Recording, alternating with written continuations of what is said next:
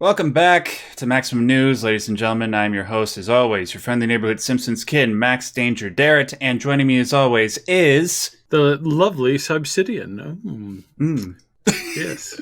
In case you were convinced he was lovely, he had to do the right at the very end there. Yes, indeed. Right. We got a lot of stuff to talk about today. Obviously, Elden Ring is on everybody's mind. I got a lot to say about that. I've clocked in about 10 hours into that game. One of my all-time favorite games is getting an anime adaptation and a whole bunch of other stuff. But I think we would be remiss if we didn't talk about the Ukraine stuff that's been going on. Obviously, everybody knows, if you're not living under a rock, that Russia is currently in the process of invading Ukraine and taking it under its wing. Obviously, some people are going to be asking, well, wait, why are we talking about this on a show that's dedicated to gaming? This is related to gaming. I'm going to toss this over to Syb so he can try and explain why. But before I sort of give it over to him, I just want to say the obvious that I, Syb, and the people at the Triple S League stand in solidarity with the people of Ukraine. We think it's a terrible situation, and it's stuff like this that reminds me just how, it should remind all of us just how good we have it further west away from Russia that we are, that we get to be able to continue on with life as normal for the moment and just talk about games and, be able to enjoy games like Elden Ring without, having to worry about rockets raining down from above. So with that said, Syb, take things away with this, please. Yeah, geopolitics aside, because again, there's a lot of arguments to be made. There's a lot of things that can be said. Somebody got all up in Asmongold's face about the fact that he was talking generally about it and in a very threatening way was like, stay off the topic. And, it's that kind of sums it up, right? It's like there are people send other people to go die in wars that they choose to fight. Yeah. That the people that they send don't always choose to fight in, and that's what I think we should remember with this. Again, geopolitics aside, all the political philandering, all the backroom BS, the stuff that happens that drives empires forward and usually crushes the little people under their foot, and that's on both sides. It's not just on one. And we have to remember that wars are nasty businesses and people get killed on all sides for it. And it's not conducive to healthy growth unless you're one of those crazies who believe that war is good. It's like you can have conflict without having war. You can have competition without it becoming deadly. So yeah, and the reason why we mention this is because there's a number of game studios and a number of people in the industry that live and work in Ukraine that are now, some of them are fleeing for their lives, some of them are fighting for their lives. And some of the very first work I commissioned for my book was through a Ukrainian artist, and she is no longer reachable at all. And it is very, very concerning.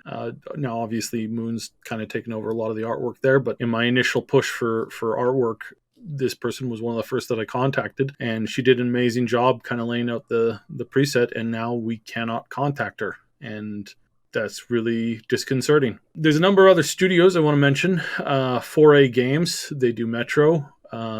GSC Game World, they do Stalker 2. Red Beat is a support studio that helped to do the remaster for Halo the Master Chief Collection. They also did a smaller, I think it's an MMO called Frostborn. Volstock Games was a major studio working on a major IP that had not had a game franchise. It's all very hush hush, but they were working on a game that was not yet. It was attached to a major IP and not yet announced yet. So we don't know which IP it was. All we know that it was a major, world-renowned IP. So again, it could have been anything that you would consider a world-famous IP.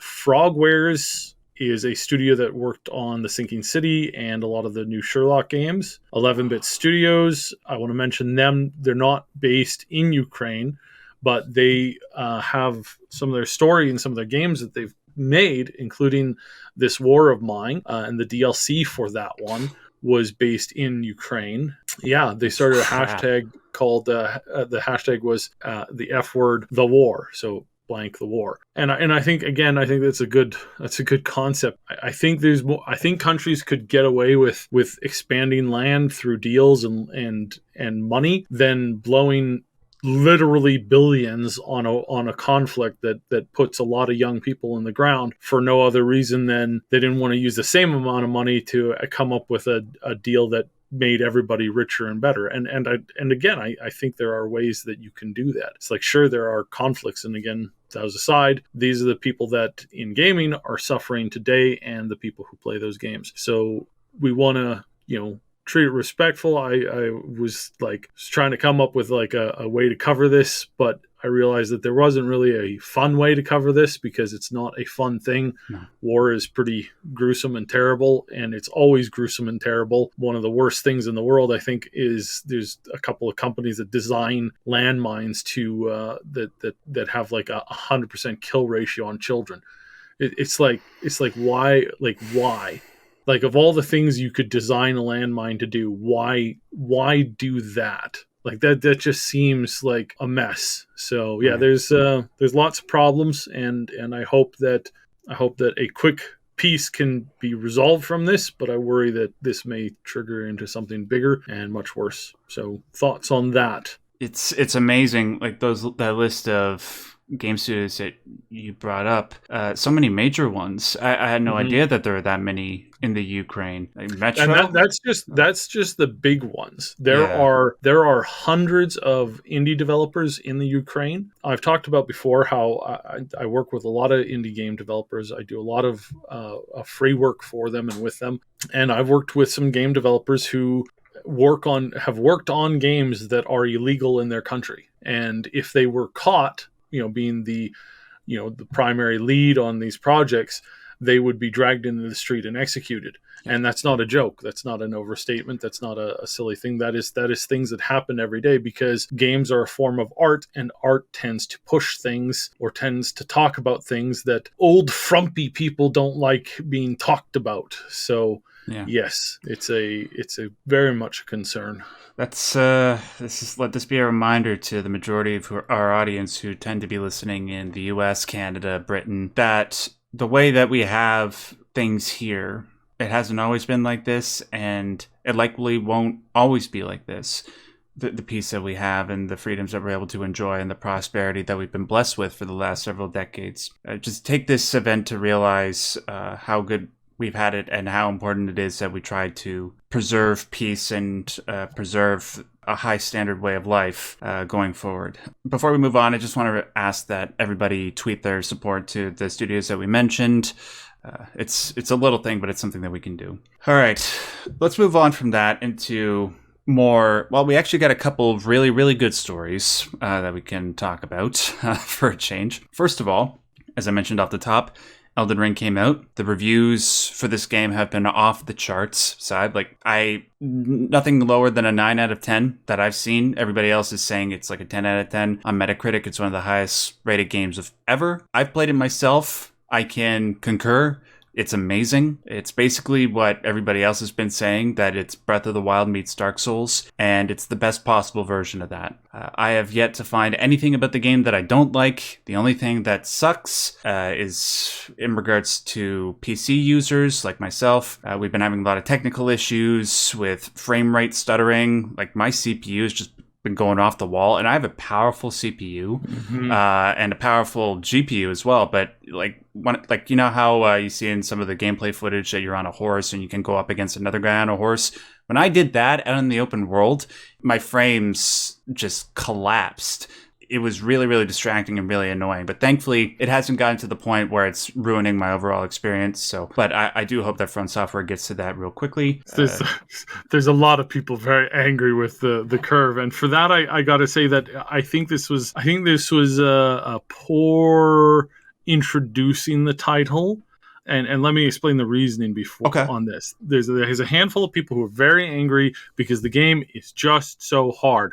They walked into the first boss, here we go, and they got obliterated. And I have to say that this is actually partially true, but also not. It's one of those yes and no answers. So, is the boss overtuned as a first boss? Yes, if you are very new to the game, if you are not a very, very like high-end Dark Souls experienced player who has just come off of playing other Dark Soul games, so your head is very much in that space of like knowing the buttons, knowing the rotations, you managed to like click into it really fast. If that was your background, then you most likely had no problem fighting the boss. For new people fighting the boss, I got it. People. Sorry to interrupt you, dude, but I actually got to disagree. As somebody who has played all the Dark Souls games and Bloodborne and Sekiro and Demon Souls, I got to say the first boss that the game leads you to is probably the hardest first boss in the history of From Software games. Yes. It took me 90 minutes to kill that guy. But However, yeah, go ahead. However, if you had run around the map, collected a bunch of things, you would have come in there and basically two-shot the boss. Yes. And that is where I think they screwed up in the introduction of this title, because this isn't a normal Souls game. Is you start in a corridor and then you go down a corridor and you come across a boss. You fight the boss and then you go down another set of corridors and you fight the next big boss. And that's the experience that it kind of leads you to. It's 1, 2, 3, 4 steps. 1, 2, 3, 4. The game was not, in my opinion, designed for new players to immediately run to that boss. If you ran around and did some collecting first, or just some generalized exploring, like you would be normally apt to do in a Fallout game, in a Skyrim game, or sorry, Elder Scrolls game, in a Genshin Impact game, where in a Zelda game, right? In any of these games where you had the ability to roam, explore, gather things, build up your experience, upgrade your weapon. If you come into it with upgrades, and especially if you come into it with the summons, I mean, it's a very simple fight. Yeah. But if you're going in there with the basic weapon that you started with, the basic gear that you started with, and you have no upgrades on your potions and on your healing and on your spells at all, that thing's going to hit you like a train. Yeah. Like, I mean, it's going to hit you hard. And that I think is where people kind of screwed up, right? I think that's where the players were expecting it to be the next Dark Souls game, period. There's been a couple of this one streamer who got really upset because he didn't want to explore. He just wanted to go and fight the next boss. Why does he have to go exploring to find an upgrade for a weapon when he should just be fighting the next boss? Period. End of story. Like, to him, that was why he got so upset and he quit the game. But to players like you and I, and to I think more gamers than not, it's like, nah, the exploration is good. Like it's good to explore a world. Now, that may not be your cup of tea necessarily, and that's not a bad thing, because it's just there's just a preference on games, right? Yep. So you can feel that you should have had that experience or not, but it really does boil down to the fact on whether or not introducing experience was that hard for you or not. And I think where, again, they screwed up on this is they really should have like focused on that as a message in the earlier advertising. Yes. Is that this isn't Dark Souls, enter next number. This is literally a new take on it, with allowing you to have more exploration and discovery and roaming, and that roaming allows you to like grow in power outside of the boss numerical order list. Mm-hmm. And that's what I think some people approached it like, and they got their butt handed to them. There was I watched a couple streams. I watched a number of people take on a big dragon on horse, and that big dragon on horse was pretty easy. I saw some other people take on the dragon on foot, and it kind of rolled them up into a patty and ate it as a hamburger. Yeah. Ate them as a hamburger. It's like there are certain things when it comes to the game that are designed to be encountered in with different things than you would normally encounter them with if you're thinking that this is just a Dark Souls experience. Yeah. And that's what you're doing. Yeah, for people who aren't familiar with the Dark Souls formula and they're coming into Elden Ring as their first From Software or Soulsborne type game, that is going to put them off. They're going to be confused. Some people who have played Dark Souls sort of appreciate the fact that Elden Ring doesn't necessarily tell you to do that. It just sort of puts you in the open world and says, go ahead, make your own legend. But to other people that might be really, really confused and just be so put off by the huge difficulty spike at the beginning that they're not inclined to go back, and they'll be like, I don't get why everybody's giving this game a 10 out of 10. But for myself, like I said, I've played all of the From Software games. I played Nioh, which isn't a From Software game, but a Soulsborne type game.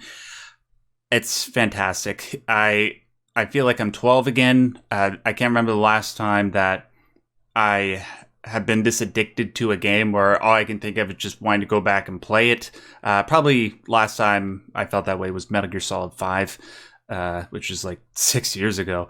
But yeah, I'm getting that feeling with Elden Ring, and I can't wait to be done the podcast. No offense, guys, but if you played the game, you'll know what I mean. So I can go back and play it.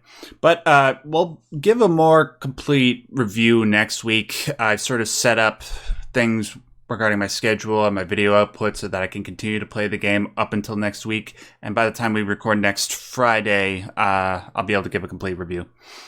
All right. That's it for Elden Ring. Next topic, another really good piece of news, especially for me, because I absolutely love the franchise we're about to talk about. NieR, specifically NieR Automata.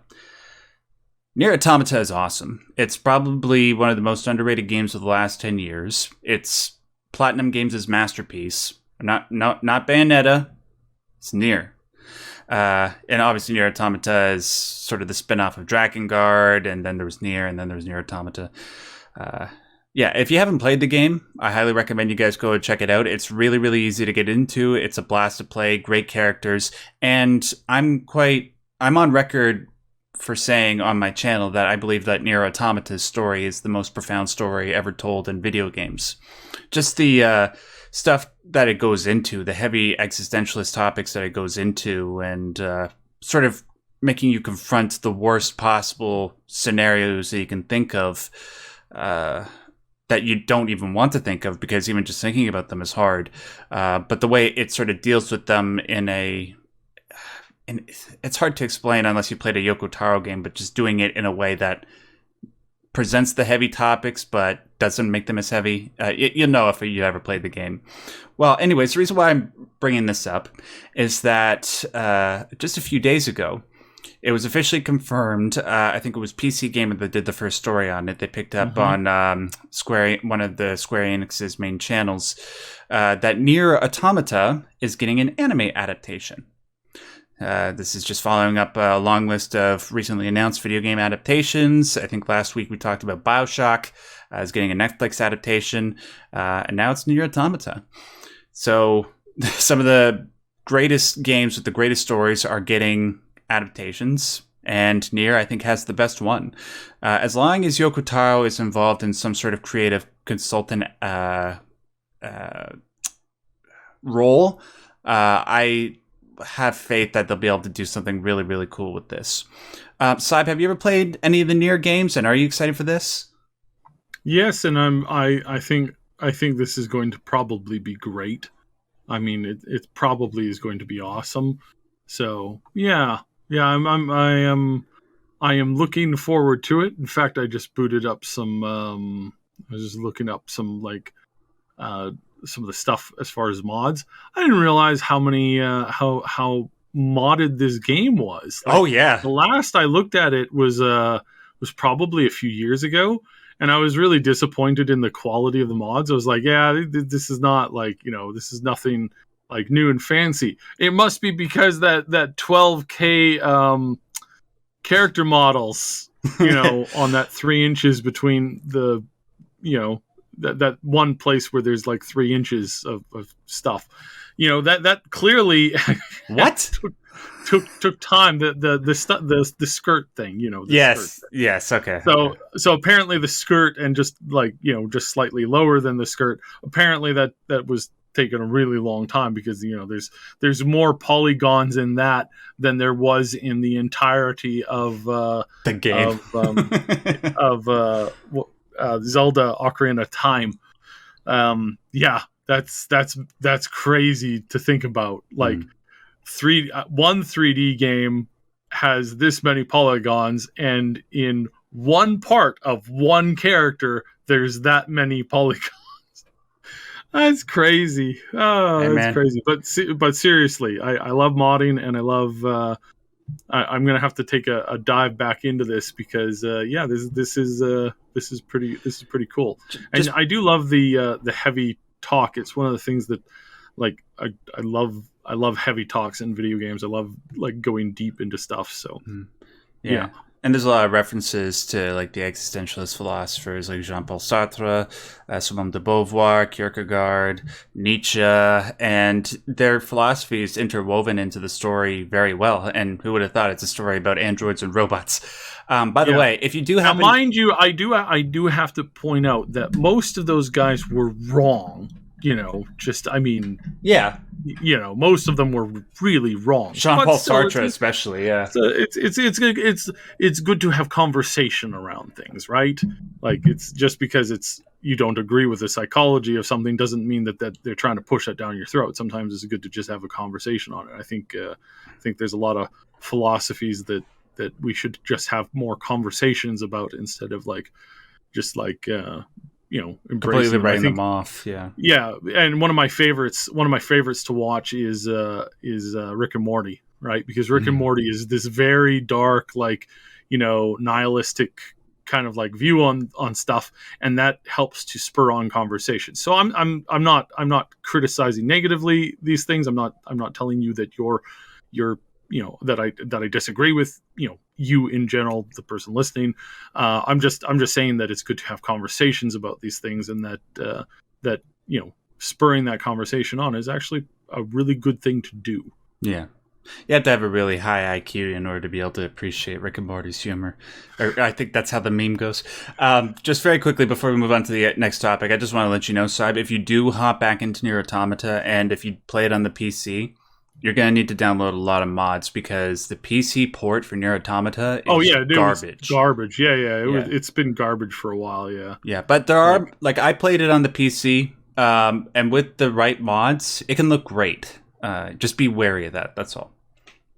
Okay, next story. You brought this to my attention, once again, from the lovely Bellular, who does his own gaming podcast you guys should go check out. Martha is dead. Sony is on the censorship bandwagon, once again being inconsistent because, they allowed a whole bunch of stuff in The Last of Us Part 2, but they won't allow stuff in other games. What's going on with this? Like, what is Martha is Dead and what is being censored? It's a horror game, and when I say horror game, I mean a legitimate horror game. A lot of people, they hear horror game and they think, oh, you mean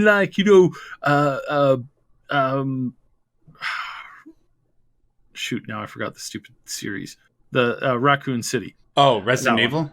Resident Evil. They think Resident Evil is a horror game. It's like, nah, that's like a jump scare game. It's not a horror game. It's an action game with jump scares, yeah. Yes, it's an action game with jump scares.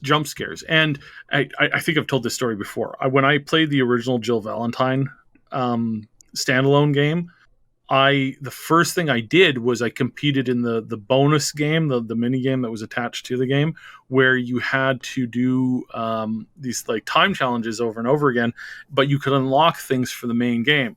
And the first thing I unlocked, because the guy at the store told me to, was the minigun. And then the second thing I unlocked was the infinite ammo for the minigun. So then I got into when playing through the game, I walked into a room, just started like mowing the entire room down with the minigun, and all of the zombies died. Yeah. And then what's his face would show up, stars, and he would be immediately met with a fury of infinite ammo minigun bullets. He would fall over and I would clear the room, and then he would get up and be like, stars. and it's quite funny. those are not horror games. Those are good games. Those are good, Oh yeah. scary, actiony, jump scare type games. They're not a true horror game. A true horror game is something that makes it so that you're either crying or you're afraid to go to sleep. Mm-hmm. You know, and that's what some games like Outlast does really well. Outlast does a fantastic job with that. Silent Hill, Fear. Silent Hill, typically it's games where you don't have a weapon. Alien Isolation was another great example. Good call. These are all good. You know, they're good games. That again, like any of these games are good games when they do what they're doing right. But not all of these games are horror games. Not all games that claim to be scary games are horror games. This game is a horror game. It is a psychological, heavyweight game that really nags on your subconscious and your conscious levels at the same time and instills fear into them. And another one that, again, a lot of people kind of brush off easily, but there's a warning on it for a reason, is Doki Doki Literature Club. That's another game where it's like you're met with some really violent images, and then you also realize the nightmare of what's happening to the characters, and then what's happening to you as the player, and then what you end up doing as the last step to that experience. It's heavy stuff. It's very heavy stuff, and it's legitimately a horror experience, and you don't get that in some of these other games. You don't get it, not really. And so that's one of the things where it's like that, that's what they added to this game. Now, there are other horror games that have showed up on PlayStation that haven't gotten any censorship, but this one got fairly heavy censorship to the point where it's not coming out. It's not coming out at the same time as the PC and the Xbox version, not by a long shot. Mm-hmm. And again, I really encourage people who have experienced, who do struggle with some things. Don't play these games like willy-nilly. It's like these things are designed to make you cry. They're designed to make you, not have a good time. Mm-hmm. But they're designed to that for a reason. There was another horror game. There's two of them. I couldn't play it because it was first person only, but that was a horror game and it had some really dark elements in it. And I was like, wow, this is really freaky, really dark. Like, yeesh, wow. That is crazy. So yeah. Sony clamped down and is forcing them to change a lot of scenes. And again, if you are an unaware gamer just picking up the game at random, I think that might be something that's called for people who don't read, the game's synopsis, description, or warning labels. That's a fair thing to do. Yeah. But again, it's like that's giving into censorship in a way that I don't think is a healthy thing, because I think games need to, like, if they're not showing or doing anything that is, or encouraging you to do anything that is straight up illegal. And yeah, you can say, well, shooting people is illegal. Obviously. Right. Like, it's more about like showing things. Right. Yeah. I think art needs to be art, and you need to let art go, because if you don't, again, censorship never happens the way you want it to. It always backfires in a really weird way. And I think this is one of the cases where it's like, you don't have to like the game. All you have to do is encourage people to, actually read the warning labels on stuff. And especially parents. Like, I have no patience for these parents who buy their 9-year-old GTA and then walk in the room and see that he's like, in a strip club. Yeah. In a strip club, he pays a hooker, then kills the hooker, then takes the hooker's money. And they're like, why'd you do that, son? And she's like, and he's like, ho don't need that money. She did. And it's like, what did you like again, read this. And I was in a store once where this lady came in, and what's funny about this is that I read this on a website, And I was like, I had the exact same experience. Oh my God, I wonder if it's the same store. And I went back and I talked to the guys at the store, and they're like, nah, man, that happens every week. Yeah. And what it was is the parent came in, the guy, like I was standing there, and the lady's got a 9-year-old boy with her, and she's like, yeah, I want to buy this game. And he's like, yeah, is this for him? And she's like, why are you asking me? And he's like, well, it's got this advisory warning. Look, my son can play any game he wants to. You don't get to tell me or him what he can or cannot play. It's like, and then she came in, he told me later, she came in the next day, and she, like, her son had like done this thing to this hooker in the video game, which is just a really mean way of, like, I mean, just everything about that is just mean and horrible in every way possible.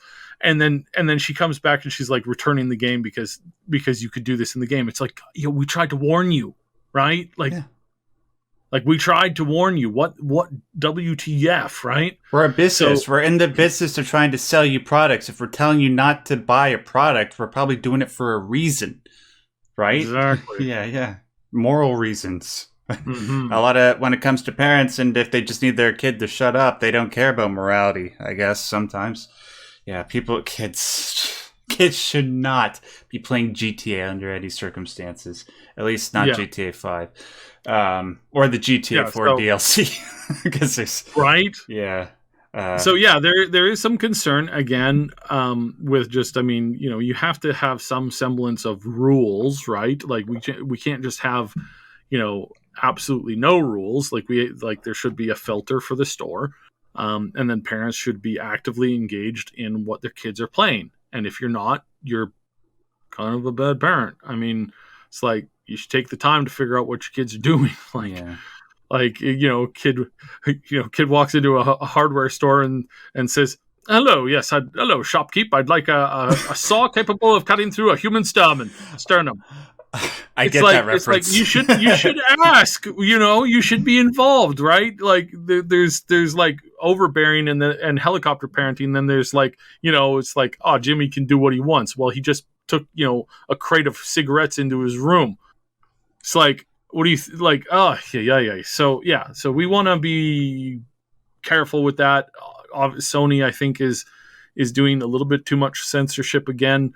They should just make sure that they implement things to help people, turn this stuff off for kids. I really think that this should be something that goes down to the parents, because again, it's like you can't control this stuff forever. There's this thing called the internet, and kids are really savvy with it.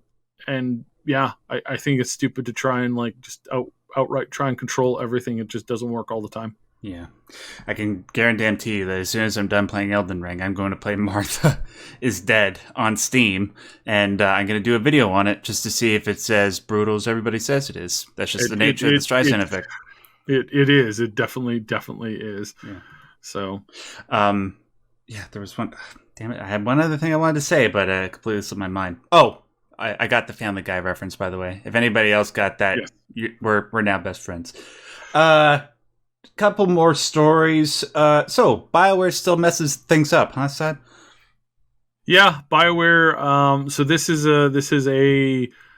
not a news story. This is internal knowledge and information. Things are not going good on the next iteration of Dragon Age. Things are going poorly, to say the least. More people coming in saying, oh, I think we should do this and that, and we should have multiplayer. And this has been, again, that's the stuff that's already been out. But it's just, this game has been hampered by just nonstop intervention, over controlling interventionist C-level employees coming in who have no idea what they're asking for, basically telling an entire crew of people to, oh, that work you've been doing for the last year and a half, you throw it all in the trash bin, because we're doing something different, because I played a new game yesterday and oh my goodness, it was amazing because it had this and this and this and this and this and this and this. And I want you to make sure you add those. And I don't want your other stuff. I don't get this. I don't get that. I don't understand this mechanic. Sir, you didn't look at it. I don't care. I just do something different. make it multiplayer because that's where the money's at. Again, that's an older one, not one of the newer ones. Yeah. But again, just from things that we're hearing, not good. Not good. The studio is not, for a while now, has not been doing well.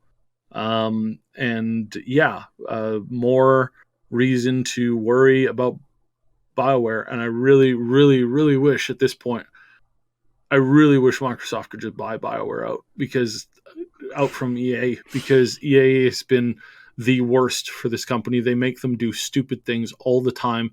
They ruin experiences nonstop. It is incredibly unhealthy for them to be in that environment. Yeah. And they have been bleeding money for a while, and eventually EA is going to don its Reaper hood and is going to go out with a scythe again and take care of business, because that's the only thing they're capable of doing. Yep. is burning studios to the ground.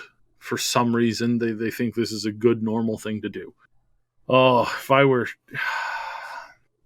Yeah, it's very sad. Very, very, very, very sad. But I'm not surprised. I mean, what have we gotten out of BioWare the last several years? We got Mass Effect Andromeda, which, from what I understand, I've never played any of the Mass Effect games, but from what I understand, it wasn't the worst thing, but it was a huge step down from the original trilogy. Then after that, there was Anthem, and we all know what happened with that. That was a huge disaster. Like, the promise of what Anthem was going to be, supposedly, was great, but yeah, what happened is just a whole bunch of EA executives not allowing BioWare to have the time that they needed, and BioWare not, what was it? Like, they put out the E3 demo, and then they had 18 months to try and finish this version of the game, which they didn't even know about. It wasn't good. And then now we have to wait for the next Mass Effect and Dragon Age 4. And what do we know about Dragon Age 4? It's that, like you said, they were going to have like multiplayer and then like microtransactions somehow fit into there, I have no doubt. And then once people started sort of vocalizing their backlash to BioWare's most recent releases and, how well Jedi Fallen Order did, they said, you know what, BioWare, just go and do what you want with Dragon Age 4, to a certain degree. But even then, like, given all the internal conflict that's been going on over at BioWare, especially since all the whole Anthem debacle, I'm not surprised at all that BioWare on their own haven't been able to get their crap together to get Dragon Age 4 out the door. It's too bad. And I think if they had somebody other than EA, the worst gaming company on the planet, which they somehow managed to be, even though, companies like Ubisoft and Activision Blizzard are around, it's what's causing the majority of the problems. And if, this is one of the scenarios where we would favor a buyout by a bigger company, even though that's not really that ideal either.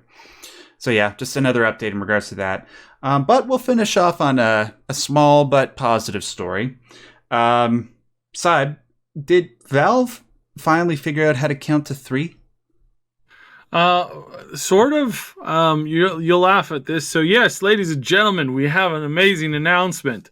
Absolutely groundbreaking. There is a new addition to Portal. Yes, everybody. Oh, so amazing. There's a new Portal game, guys. Portal 3?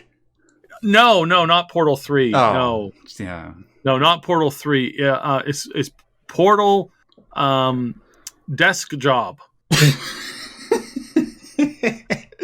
It's for their new handheld thing, and it takes place with you at a desk, and you have a couple of camera controls and some like controls over like things happening inside certain rooms, and you're supposed to figure out, shipping puzzles and putting robots together puzzles and other puzzles and try to not make the place blow up puzzles. Mm-hmm. And that's it. That is it. It's harmless.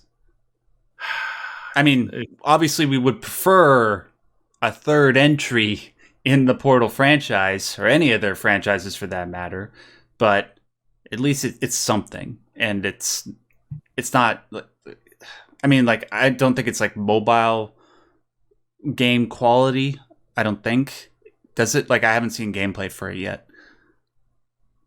Yeah, it's It's nothing special. Oh, okay. All right. Fair enough. I mean, it's a so this is akin. I would say that this is akin to the if you're waiting for the next Fallout game and they released Fallout Shelter.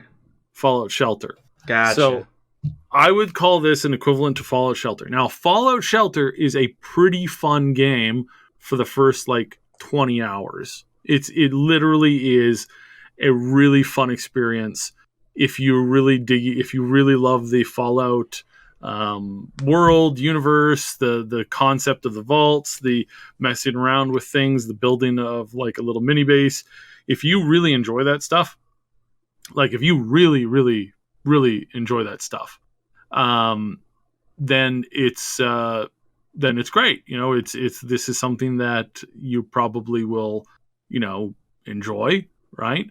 But if you want to run around and blow stuff up and talk about talk with survivors about how crappy their life is because they live in a post-apocalyptic wasteland, something that we might be faced with very soon here, it's that may be not the game for you. Right. So this is the same thing. The gameplay looks legitimately fun for the first 5 to 10 hours. Okay. There's some interesting puzzles. Puzzle games are always good for your brain. It's always good for your brain. It's not a bad thing. So yeah, you might as well take a peek into it, have some experience. Yeah. I will say though, if you're getting a Steam Deck and you've never played the original Portal games, you owe it to yourself to do so. Because Portal 1 and 2, no joke, probably top 50 games ever made, I would say. Just in terms of the sheer charm of that world, the characters, and the gameplay is so nifty. And you can go back and, you know how to do the puzzles already, but you still want to go back and do it just because it's fun to do, right? And who wouldn't want to do that on the go? It's actually one of the things that makes me want to get a Steam Deck at some point, although I'll probably be a few months before I get one because the huge waiting queue. Yeah. Maybe one day we'll get sort of a Portal 3 or sort of what Half-Life got with Half-Life Alyx, sort of a spin-off within that world. But yeah, Valve is in no hurry to do that. Wow. Yeah. We got through that relatively quickly in 45 minutes. That's pretty good. All right. That's it for us, ladies and gentlemen. We can all go back and play. We can all go back and play Elden Ring, or I don't know, some people are playing Horizon. Lost Ark. Total War. Lost Ark is still great. I mean, it is seriously. I saw that Asmongold video you sent me. That was hilarious. It is. Yeah. So we discovered, or Asmongold discovered, there's a musical in the game. Yep. It's a full-blown musical with dwarves, like miney, diggy digga hole dwarves, that and it's hilarious and amazing. Mm-hmm. And the game is very fascinating, extremely so. Again, not everybody's cup of tea. Action combat, isometric D&D style. That's not for everybody.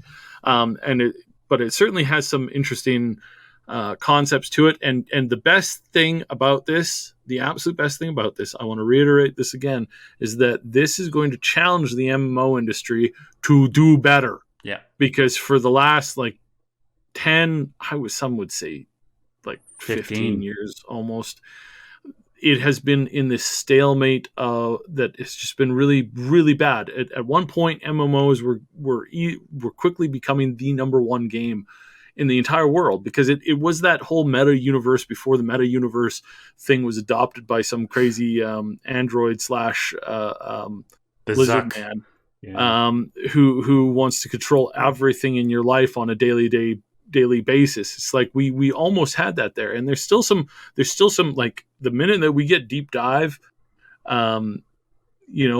technology, it's MMOs are going to become that experience, the experience again, because you have a living, breathing, fully intact world, and that's a good thing. And it's a good thing to have that kind of like experience, to have that kind of like technological push. And I'm hopeful for it. A lot of people are hopeful for that and want to see that improve itself. And this is what Lost Ark is doing. Lost Ark is saying, we challenge you, mega gaming studios, that this is not the best thing you can be doing right now. And we can push this in a new direction, and we can make these games better. Yeah. And I have to agree with them. Again, it's not everybody's cup of tea. I don't want everybody to run out and, whatever. If you are interested in the game, if you're playing on West or East servers, if you want to give the game a go, we do have a server.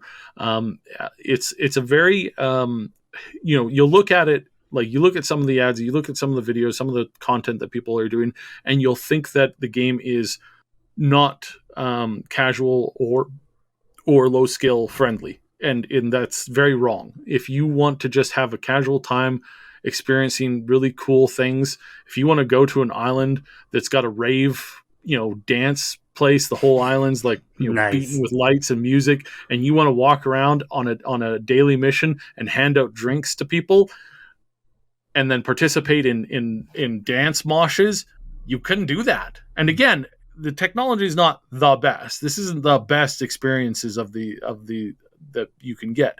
But what it is it's going to challenge the current standard of Western MMO games. And again, whenever you're challenging the current standard and challenging people to do better, I think that's a good thing. And again, not for everybody, but it's definitely cool, and you should check it out if you're so inclined to do so. Yeah, competition breeding excellence. We got a lot of games that are coming out this month that are doing that. Like what you just said with Lost Ark, Horizon Forbidden West. From what I understand, that game pushes the limit in terms of graphical fidelity. Elden Ring, I will definitely say that it's probably going to go down as one of the greatest open world games of all time for the invention that it brings to that. It's a very exciting time to be a gamer. Go out and play some games this month of February. Take your mind off of other stuff that's going on in the world.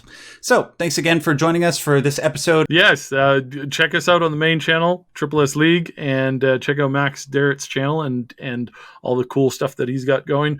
Yeah, we've got some new projects, new stuff along the way. We're gonna have a new podcast coming out soon. It'll be covering one of the games coming up. So we're going to be talking about that on a regular basis. So stay tuned. Check it out. Yep. Just make sure to stay tuned for next week when we do this again and we provide our follow-up on Elden Ring. I'm going to go probably drink my first ever cup of coffee just so I can keep playing this damn game. All right. Talk to you next week, guys. Peace out. See ya. Bye.